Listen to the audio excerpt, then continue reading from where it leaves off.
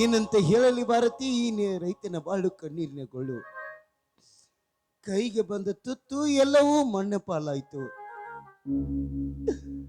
ನಾನೊಂದು ಬಗೆದರೆ ದೈವೊಂದು ಬಗೆಯದಂತೆ ಆಗಿ ಹೋಯಿತು ನಮ್ಮ ಬಾಳು. ಕಷ್ಟಪಟ್ಟು ಬೆಳೆಸಿದ ಕಬ್ಬೆಲ್ಲ 20 ಎಕರೆ ಕಬ್ಬು ಸುಟ್ಟು ಹೋಗಿದೆ ಸಾವಿತ್ರಿ, ಸುಟ್ಟು ಹೋಗಿದೆ.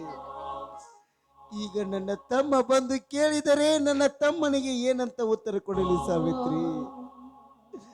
ಒಂದು ದಿಕ್ಕು ತೋಚದಂತಾಗಿದೆ ಸಾವಿತ್ರಿ. ಏನಾದ್ರೂ ಒಂದು ಹೇಳಿ ನಿರ್ಧಾರ ತಗೊಳ್ಳೋಣ. ನೀವ್ ಯಾಕೆ ಚಿಂತೆ ಮಾಡ್ತಾ ಇದ್ದೀರಾ?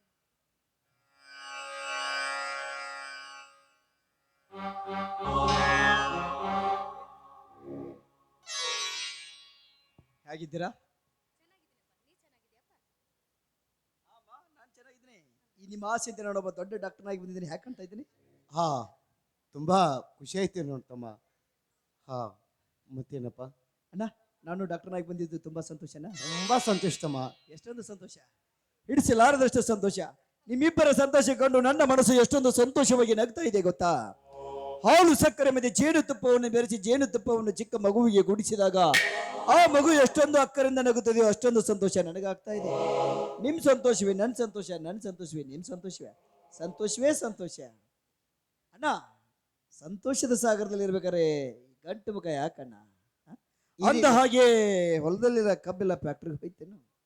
ಹಾ ಹಾ ತಮ್ಮ, ಅದು ಯಾಕಣ್ಣ ನಮ್ಮ ಹೊಲದಲ್ಲಿರುವ ಕಬ್ಬು ಫ್ಯಾಕ್ಟ್ರಿಗೆ ಹೋಗದೆ ಸುಟ್ಟು ಭಸ್ಮವಾಗಿದೆ ಅಂತ ನನಗೆ ಚೆನ್ನಾಗಿ ಗೊತ್ತು ಬಿಡೋಣ, ಚೆನ್ನಾಗಿ ಗೊತ್ತು. ನಾನು ಶಿಕ್ಷಣ ಕಲಿತಿರುವಾಗಲೇ ವಿಷಯ ಗೊತ್ತಾಯ್ತು.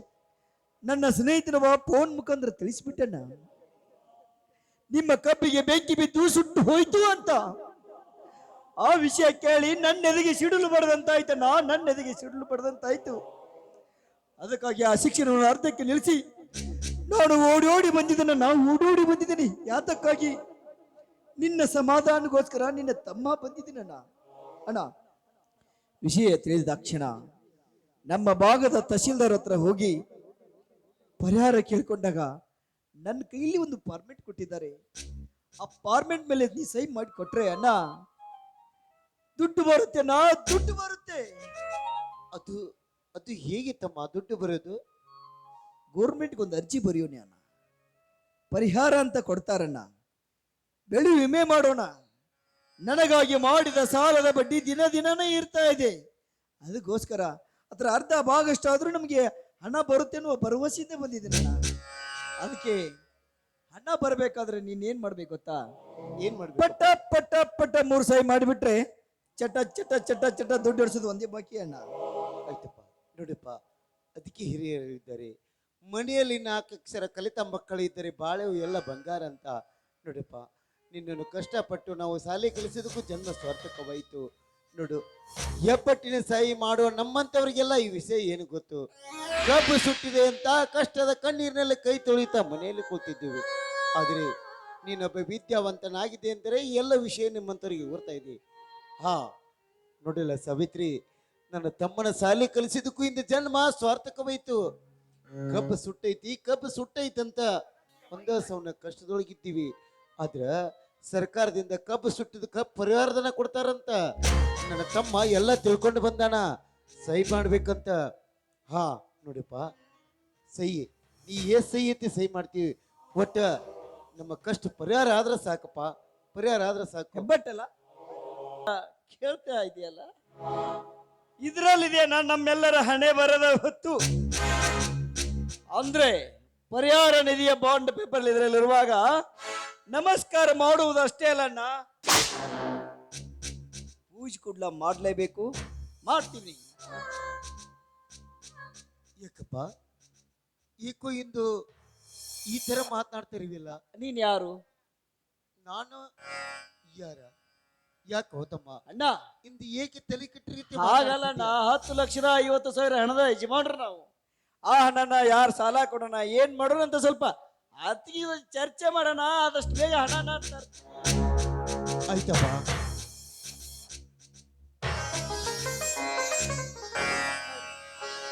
ನನ್ನ ಮೈದ್ನ ಎಷ್ಟು ಹಣ ಇದ್ದಾನ, ಅವನ ಮೇಲೆ ನಂಬಿಕೆ ಇತ್ರಿ ನನಗ.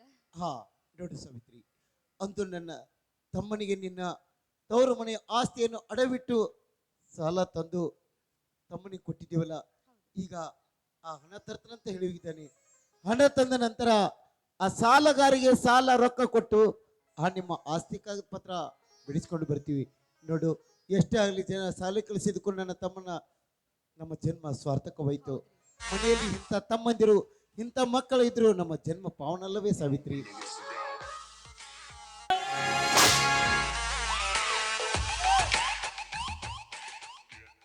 ಹೊಲದಲ್ಲಿರುವ ಕಬ್ಬು ಎಲ್ಲಿಗೆ ಹೋಯ್ತು ಅಂದಾಗ ಕಬ್ಬು ಸುಟ್ಟು ಅಂತ ಹೇಳಿದೆ. ಆ ಕಬ್ಬು ಸುಡೋದಕ್ಕೆ ಕಾರಣ ಏನು ಅಂತ ನಿನಗೆ ಏನಾದ್ರೂ ಗೊತ್ತಾ? ಆ ಕಬ್ಬು ಸುಟ್ಟವ್ರು ಯಾರು?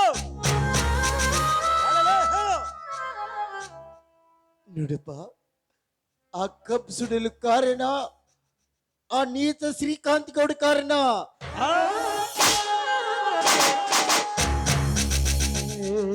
ಇನ್ನೊಂದು ಸರಿ ಗೌರ ಸರಿ ಎತ್ತಿದ್ರೆ ಮಗನ ನಿನ್ನ ಕತ್ತಲ ಕಡದಲ್ಲಿ ಮುಚ್ಚಬೇಕಾದಿತ್ತು. ನೀನಾದ್ರೂ ನಿಜ ನಿನ್ನ ಗಂಡನ ಪ್ರಾಣ ಉಳಿಸ್ಕೋ. ನಾನು ನಿಜ ಹೇಳ್ತಾ ಇದ್ದೀನಿ. ಆ ಕಬ್ಬು ಸುಟ್ಟದ ಆ ಶ್ರೀಕಾಂತ್ ಗೌಡ. ಮಳ್ಳಿ ಮಳ್ಳಿ ಮಳ್ಳಿ ಮಂಚಕ್ಕೆ ಕಾಲು ಎಷ್ಟು ಅಂದ್ರೆ 3 ಮತ್ತೊಂದು ಅಂತ ಮಳ್ಳಿ ನೀನು. ನಿಮ್ಮಿಬ್ಬರ ಒಳಗಿನ ಕೆಸರತ್ತು ನನಗೆ ತುಂಬಾ ಚೆನ್ನಾಗಿ ಗೊತ್ತು. ಕಬ್ಬನ್ನು ರಾತ್ರಿ ಕಟಾವು ಮಾಡಿ ಫ್ಯಾಕ್ಟರಿಗೆ ಕಳಿಸಿ ಬಂದ ಹಣ ಈ ನಿನ್ನ ಹೆಂಡತಿ ಹೆಸರಿಗಿಟ್ಟು ಮಾಡಿದ ಸಾಲವನ್ನೆಲ್ಲ ನನ್ನ ತಲೆಯ ಮೇಲೆ ಹೇಳಬೇಕೆಂದು ಹೊಚ್ಚು ಹಾಕಿದೆಯಾ ಮಗನೇ?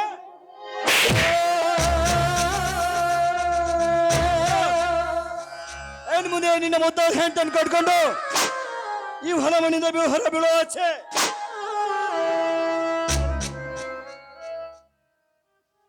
ಯಾಕಪ್ಪ ಯಪ್ಪ, ಯಾಕೆ ಇಷ್ಟೊಂದ ಈ ನಿಮ್ಮ ಅಣ್ಣ ಹತ್ತಿಗೆಯರ ಮೇಲೆ ಈ ನಿನ್ನ ಸಿಟ್ಟ? ಅಲ್ಲ, ಕಬ್ಬು ಸುಟ್ಟಿದ್ದ ಶ್ರೀಕಾಂತ್ ಗೌಡ ಅಂತ ಹೇಳೋಣ ನಿನಗೆ ಯಾಕಿಟ್ಟು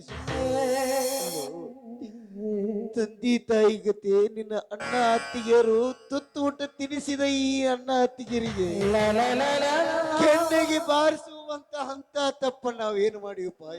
ನೀನು ಮಾಡ್ತಾ ಇರುವ ಮೋಸಕ್ಕೆ ಮಾಡಿದ ಸಾಲವನ್ನೆಲ್ಲ ನನ್ನ ತಲೆಯ ಮೇಲೆ ಹೇರ್ತಾ ಇದ್ದೀಯಲ್ಲ, ಅದಕ್ಕೆ ನಿನ್ನಿಂದ ಹೆಚ್ಚಿಗೆ ನನಗೆ ಮಾತು ಬೇಕಾಗಿಲ್ಲ. ಈ ಮನಿ ಬಿಟ್ಟು ಹೊರ ಬೀಳ್ಬೇಕಷ್ಟೇ. ತಮ್ಮ ಬೇಡಪ್ಪ ಯಪ್ಪ, ಆಸ್ತಿ ನನಗೆ ಯಾವುದೋ ಬೇಡ. ನಿನಗಿಂತ ನನ್ನ ತಮ್ಮನ ಬಾಳೆ ಸುಖವಾಗಿದ್ರೆ ಸಾಕು. ಅದ ನನಗ ಆಸ್ತಿ ಇದ್ದಂಗ. ನೋಡು, ಅದ್ರ ಇಲ್ಲಿವರೆಗೆ ಈ ಮನಿಯೊಳಗ ನಿಮ್ಮ ಅಣ್ಣ ಅತ್ತಿಗೆ ಅಂತ ಸ್ಥಾನ ಕೊಟ್ಟಿದ್ದಿ. ಆದ್ರೆ ಇನ್ನು ಮುಂದ ಈ ಮನಿಯಾಗ ಅಣ್ಣ ಅಂತ ಸ್ಥಾನ ಕೊಡಬೇಡ. ಆದ್ರ ನೀ ಹೇಳಿದಷ್ಟು ಕೆಲಸ ಮಾಡಿ ನೀವು ಉಂಡು ಬಿಟ್ಟು ಎಂದಲು ಕುಳಿತಿಂದ ನಿಮ್ಮ ಮನಿ ಕಾಯು ನಾಯಾಗಿ ಬಾಳೆ ಮಾಡ್ತೀವಿ. ಆದ್ರೆ ಇನ್ನ ಅಣ್ಣ ಅತ್ತಿಗೆ ನನ್ನ ಮನಿ ಬಿಟ್ಟು ಹೊರಗೆ ಹಾಕ್ಬೇಡಪ್ಪ ಯಪ್ಪ. ನಿನ್ನ ಕಾಲಿಗೆ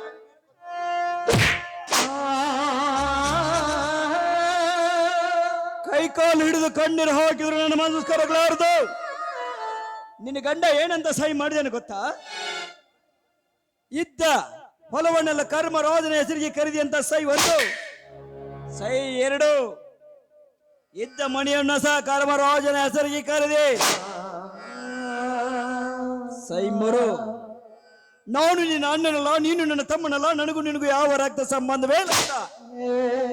ಅದಕ್ಕಿಲ್ಲ ಅಂತ ನೀವೇನಾದ್ರೂ ಬಾಯಿ ಬಿಟ್ರೆ ಸಾಕ್ಷಿಯಾಗಿ ನೀನು 2 ಸಹಿ ಮಾಡಿದ್ದೀಯಾ. ಹೆಪ್ಪಟ್ಟಿನ ಸಹಿ ಬಾಳಿಗೆ ಕೈಯಲ್ಲಿ ನಿಮ್ಮಂತ ಕತ್ತಗಳಿಗೆ ಏನ್ ಗೊತ್ತು? ಬಲ್ಲವರು ಒಂದು ಮಾತು ಹೇಳಿದ್ದಾರೆ, ವಿದ್ಯೆ ಇಲ್ಲದವನ ಬೋಳು ಹೋಳೂರು ಹದ್ದಿರಿಗಿಂತ ಕೀಳು ಅಂತ.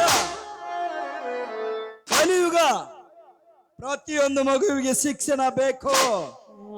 ನಿನ್ನನ್ನು ನೋಡಿ ಶಾಕ್ ಆಗ್ಬೇಕಾದ್ರು ತಿಳ್ಕೋಬೇಕು ಅಂತ.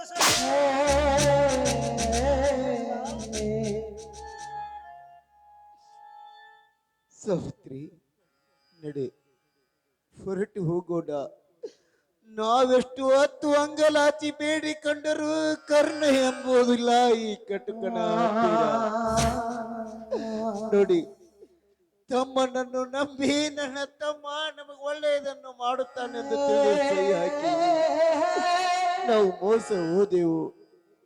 ನಡೆ ಸಾವಿತ್ರಿ, ಈ ನನ್ನ ತಮ್ಮನ ಶಾಲೆಯ ಸಲುವಾಗಿ ನಿನ್ನ ತವರು ಮನೆಯ ಆಸ್ತಿ ನೋಡಬಿಟ್ಟು ಶಾಲೆ ಕಲಿಸಿದೆ. ಆದರೆ ಇಂದು ಅದು ಇಲ್ಲ, ಮತ್ತೆ ನಾವು ಬೀದಿ ಪಾಲಾಗಿ ಹೋಗುವುದಾಯಿತು.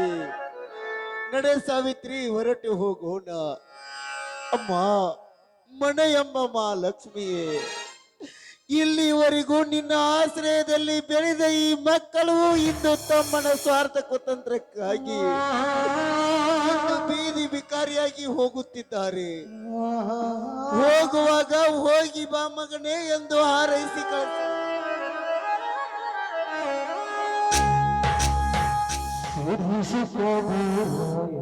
ಹೋಗ್ತೀಯಾ? ಹೋಗುವುದಕ್ಕೆ ನಾನು ಬಿಡುವುದು ಅಂದ್ಕೊಂಡಿಯ? ಹೋಗುವ ಪೂರ್ವದಲ್ಲಿ ಆಡಿನ ಧರ್ಮಾಪುರದ ಧರ್ಮದ ಕೈಗಳು ಈ ಸಮಾಜದ ಮುಂದೆ ಭಿಕ್ಷೆ ಬೇಡಬೇಕು, ಅದನ್ನೇ ಕಣ್ಣುಗಳಿಂದ ನೀಡಬೇಕು. ಆಯ್ತಪ್ಪ, ಇಷ್ಟಾದ್ರೂ ನಿನ್ನ ಮನಸ್ಸಿಗೆ ತೃಪ್ತಿ ಆಗಿಲ್ಲವೆಂದರೆ ನೀನು ಭಿಕ್ಷೆ ಬೇಡಬೇಕೆಂದರೆ ಗಂಡ ಹೆಂಡತಿ ಭಿಕ್ಷೆ ಬೇಡ್ತಾ ಇದ್ದೇವೆ. ಎಲ್ಲೋ ಇಲ್ಲಿ ಕೂಡಿದ ದೈವವೇ, ನೀವೇ ನನಗೆ ತಂದೆ ತಾಯಿ, ನೀವೇ ನಮಗೆ ಬಂಧು ಬಳಗ, ನೀವೇ ನಮಗೆ ಸಕಲ ಐಶ್ವರ್ಯ. ಈ ತಮ್ಮನ ಸ್ವಾರ್ಥದ ಕುತಂತ್ರಕ್ಕಾಗಿ ಈ ತಮ್ಮ ಕೊಡುವ ಕಾಣಿಕೆ ಏನಪ್ಪಾ ಅಂದ್ರೆ ನಮ್ಮೆಲ್ಲರಿಗೂ ನಾವು ಕೈ ಒಡ್ಡಿ ಭಿಕ್ಷೆ ಬಿಡ್ತಾ ಇದ್ದೀವಿ. ಯಾರಾದ್ರೂ ಭಿಕ್ಷೆ ನೀಡಿ ಪುಣ್ಯ ಕಟ್ಟಿಕೊಳ್ಳಿರಪ್ಪ, ನಿಮ್ಮ ಕಾಲಿಗೆ ಬಿದ್ದು ಬೇಡ್ಕೋತಾ ಇದ್ದೀವಿ. ಅಮ್ಮಯ್ಯ ಪರಮಾತ್ಮ ಕಾಸಂಬನೇ ಶಿವನೇ, ಕಾಸಂಬನೇ ಶಿವನೇ. ಅಯ್ಯ ಅಮ್ಮಯ್ಯ ಪರಮಾತ್ಮ ತಾಯಿ ಬಂದೆ, ಕಾಸಂಬನೇ ಶಿವನೇ, ಕಾಸಂಬನೇ ಶಿವನೇ.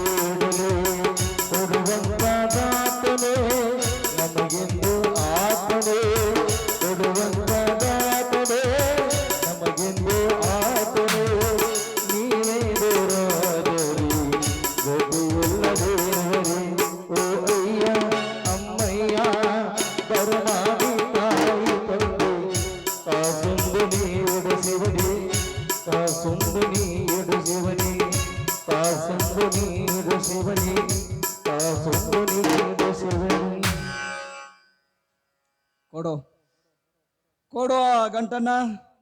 ಆಯ್ತಪ್ಪ, ತೆಗೆದುಕೋ. ಇವತ್ತು ಕುಡಿಯುವುದಕ್ಕೂ ಸಿಗುವುದಕ್ಕೂ ದುಡ್ಡು ಸ್ವಲ್ಪ ಕಿಸೆಯಲ್ಲಿ ಕಡಿಮೆ, ಇದೇ ದುಡ್ಡು ತಗೊಂಡು ಮಸ್ತ್ ಮಜಾ ಮಾಡ್ತೀನಿ.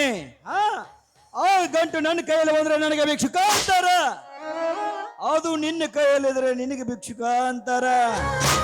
ಅದು ನಿನ್ನ ಕೈಯಲ್ಲ ಇರ್ಬೇಕು, ಅದ್ರಲ್ಲಿ ಇರುವ ದುಡ್ಡು ಜೇಬ್ ಸೇರ್ಬೇಕು.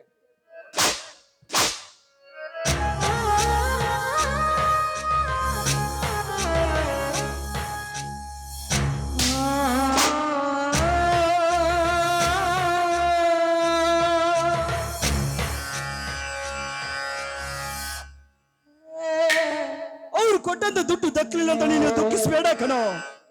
ಅವ್ರು ಕೊಟ್ಟದ್ರಲ್ಲಿ ನಿನಗೆ 10 ರೂಪಾಯಿ ಭಿಕ್ಷೆಯನ್ನು ನಾನು ನಿನಗೆ ಕೊಡ್ತೀನಿ. ಈ 10 ರೂಪಾಯಿ ನೋಡಿದಾಗಲೆಲ್ಲ ನನ್ನ ನೆನಪು ನಿನಗೆ ದಗ ದಗ ದಗ ಕಾಡ್ತಾ ಇರ್ಬೇಕು.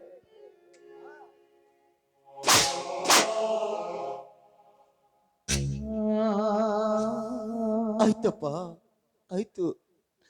ಇದು ನನ್ನ ತಮ್ಮ ಕೊಟ್ಟ ಮರೆಯಲಾರ್ದ ಸಂಪತ್ತು ಎಂದು ನಾನು ಇದನ್ನ ಜೋಪಾನವಾಗಿ ಇಟ್ಕೋತೀನಿಪ್ಪ, ಜೋಪಾನವಾಗಿ ಇಟ್ಕೋತೀನಿ. ನೋಡಪ್ಪ, ನಾವಿಬ್ಬರು ಗಂಡ ಹೆಂಡತಿ ಎಲ್ಲಿ ಹೋಗಲಿ, ಆದ್ರೆ ನಿನಗೆ ದೇವರು ಒಳ್ಳೆಯದನ್ನು ಮಾಡ್ಲಪ್ಪ, ಒಳ್ಳೆಯದನ್ನು ಮಾಡ್ಲಿ. ನಾನು ಒಳಗಡೆ ಹೋಗಿ ಬರೋ ಅಷ್ಟರಲ್ಲಿ ಮನೆ ಬಿಟ್ಟು ಹೋದ್ರೆ ಸರಿ, ಇಲ್ಲ ಅಂದ್ರೆ ನಡೆ ಸಾವಿತ್ರಿ. ಇಂದಿಗೆ ಹುಟ್ಟಿ ಬೆಳೆದ ಈ ಮನೆಯ ಋಣ ಬಂದ ಮುಗಿದು ಹೋಯಿತು.